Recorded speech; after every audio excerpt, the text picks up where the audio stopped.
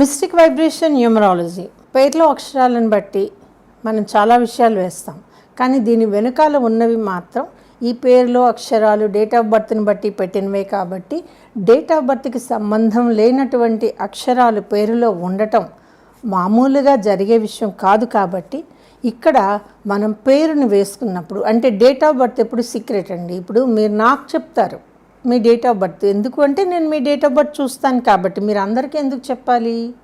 మీ పేరు తెలుస్తుంది అంతే.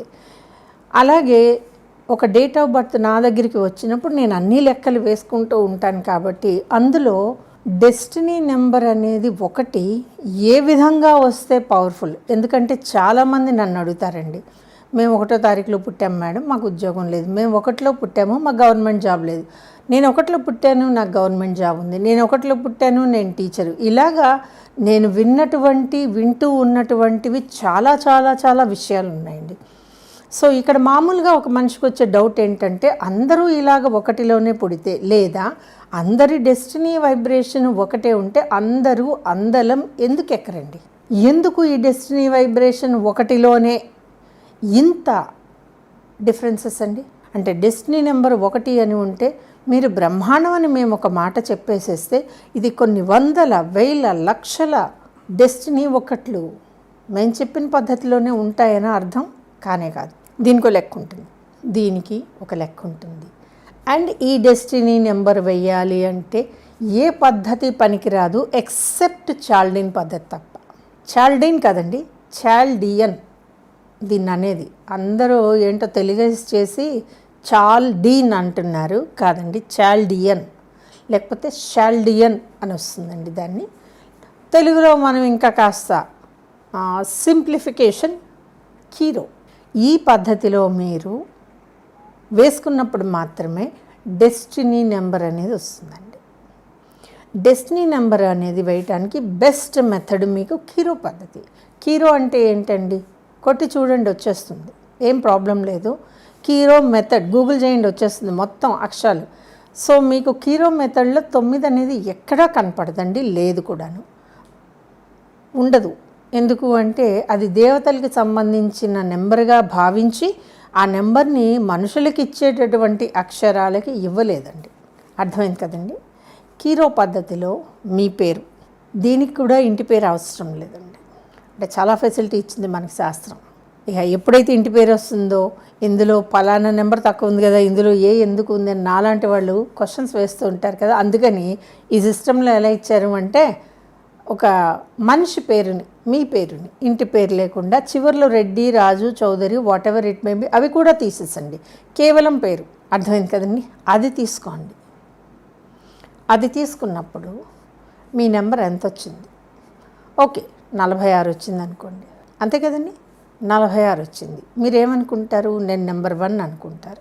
ఒక్క పద్ధతిలోనే వేసుకోండి, ఇంకా 2-3 పద్ధతులు ఏం వేసుకోవద్దు. ఇప్పుడు మిగతా వాటి జోలికి వెళ్దామండి. మీరు నా బిఫోర్ వీడియోస్ చూసినట్లయితే మీకు టాలెంట్ నెంబర్ అని ఒకటి ఇచ్చానండి. టాలెంట్ నెంబర్లో 3 రకాలుగా అన్నాను కదా. వేదిక్ సిస్టంలో మీకు ఏ నెంబర్ వస్తుందో, లేదా అసలు మీ టాలెంట్ నెంబరు అది కూడా ఒకట్లాగే వచ్చిందనుకోండి, ఇప్పుడు 2 యాడ్ అయినాయండి. కీరో పద్ధతిలో మీ పేరులో వచ్చినటువంటి 46 మీ టాలెంట్ నెంబరు. ఆ తర్వాత మీ డేట్ ఆఫ్ బర్త్ కనుక అది ఏదైనా కావచ్చండి, 1, 10, 19, 28 కాదండి నేను అనేది. టోటల్ చేస్తే ఒకటి వచ్చిందా లేదా చూసుకోండి. ఇప్పుడు ఒక ట్రయాంగిల్ ఫిక్స్ అయిందండి. కీరో పద్ధతిలో మీ పేరులో వచ్చిన వాల్యూ, మీ టాలెంట్ నెంబరు, మీ డేట్ ఆఫ్ బర్త్లో 1 లేదా 19 ఆర్ 10 ఆర్ 28 ఏదైనా సరే ఉంటే ఇక్కడ ఒక ట్రయాంగిల్ ఫుల్ఫిల్ అయిపోయింది. అయింది కదండి? ఇప్పుడు మనము డెస్టినీ నెంబర్ అనేది ఈ 3టిని బేస్ చేసుకుని మీ డెస్టినీ నెంబర్ 1 అంటామండి. చాలా చాలా ఉన్నాయండి డెస్టినీ నెంబర్లో, కంగారేం పడకండి. డెస్టినీ వైబ్రేషన్ ఉంటుంది, డెస్టినీ వైబ్రేషన్ నెంబర్ కూడా ఉంటుందండి. అది ఇంకొక వీడియోలో మాట్లాడుకుందాం.